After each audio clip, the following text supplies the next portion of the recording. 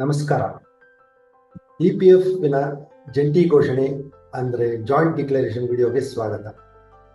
EPFO ಸದಸ್ಯರು ತಮ್ಮ profile ಅಥವಾ ಕೆವೈಸಿಯಲ್ಲಿನ ತಪ್ಪನ್ನು ಸರಿಪಡಿಸಲು ಈ ಹಿಂದೆ ಯಾವುದೇ ಬದಲಾವಣೆಗಾಗಿ ಸದಸ್ಯರು ಜಂಟಿ ಘೋಷಣೆಯನ್ನು ಭರ್ತಿ ಮಾಡಿ ಅದನ್ನು ಮಾಲೀಕರಿಂದ ಸಹಿ ಪಡೆದು ಮತ್ತು ಪೂರಕ ದಾಖಲೆಗಳೊಂದಿಗೆ ಅದನ್ನು ಇಪಿಎಫ್ಒ ಕಚೇರಿಗೆ ಸಲ್ಲಿಸಬೇಕಾಗಿತ್ತು.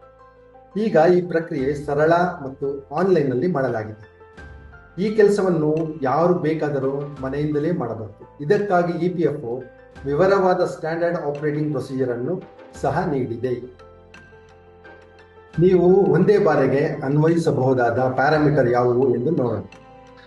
ಅವುಗಳು ಸದಸ್ಯರ ಹೆಸರು, ಲಿಂಗ, ಹುಟ್ಟಿದ ದಿನಾಂಕ, ತಂದೆ ಅಥವಾ ತಾಯಿಯ ಹೆಸರು, ಸಂಬಂಧ, ವೈವಾಹಿಕ ಸ್ಥಿತಿ, ಕೆಲಸಕ್ಕೆ ಸೇರುವ ದಿನಾಂಕ, ಕೆಲಸವನ್ನು ತೊರೆಯುವ ಕಾರಣ, ಕೆಲಸವನ್ನು ತೊರೆಯುವ ದಿನಾಂಕ, ರಾಷ್ಟ್ರೀಯತೆ ಮತ್ತು ಆಧಾರ್ ಸಂಖ್ಯೆ. ಈಗ ನಾವು ಪ್ರಕ್ರಿಯೆಯನ್ನು ವಿವರಿಸೋಣ.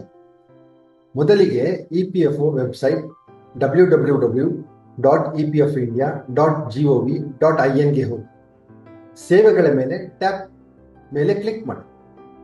ಎಡಭಾಗದಲ್ಲಿ ಕಾಣುವಂತಹ ಸೇವೆಗಳಿಂದ ಸದಸ್ಯ UAN ಅಥವಾ ಆನ್ಲೈನ್ ಸೇವೆಗಳ ಮೇಲೆ ಕ್ಲಿಕ್ ಮಾಡಿ. ಮೆಂಬರ್ ಪೋರ್ಟಲ್ನಲ್ಲಿ ಹೊಸ ಪರದೆಯು ತೆರೆದ ನಂತರ ಮೆಂಬರ್ ಪೋರ್ಟಲ್ನಲ್ಲಿ ಲಾಗಿನ್ ಮ್ಯಾನೇಜ್ಗೆ ಟ್ಯಾಬ್ಗೆ ಹೋಗಿ ಮತ್ತು ಜಾಯಿಂಟ್ ಡಿಕ್ಲರೇಷನ್ ಮೇಲೆ ಕ್ಲಿಕ್ ಮಾಡಿ. ನೀವು ಬದಲಾಯಿಸಲು ಇಚ್ಛಿಸುವ ಮೆಂಬರ್ ಐಡಿಯನ್ನು ಆಯ್ಕೆ ಮಾಡಿ, ಕ್ಷೇತ್ರವನ್ನು ಆಯ್ಕೆ ಮಾಡಿ. ಅದಾದ ನಂತರ ನಿಮ್ಮ ವಿನಂತಿಯು ಮಾಲೀಕರ ಲಾಗಿನ್ಗೆ ಹೋಗುತ್ತದೆ. ಅವರು ಪ್ರಮಾಣ ಪತ್ರಗಳು ಮತ್ತು ಅವುಗಳ ದಾಖಲೆಗಳನ್ನು ಪರಿಶೀಲಿಸುವ ಮೂಲಕ ವಿನಂತಿಯನ್ನು ಅನುಮೋದಿಸಬಹುದು ಅಥವಾ ತಿರಸ್ಕರಿಸಬಹುದು. ಅನುಮೋದಿಸಿದ್ದೇ ಆದಲ್ಲಿ ನಿಮ್ಮ ವಿನಂತಿಯು ಇಪಿಎಫ್ನ ಸಂಬಂಧಿತ ಕಚೇರಿಗೆ ಹೋಗುತ್ತದೆ. ಅಲ್ಲಿ ಅದನ್ನು ಸಕ್ಷಮ ಪ್ರಾಧಿಕಾರವು ನಿರ್ಧರಿಸುತ್ತದೆ.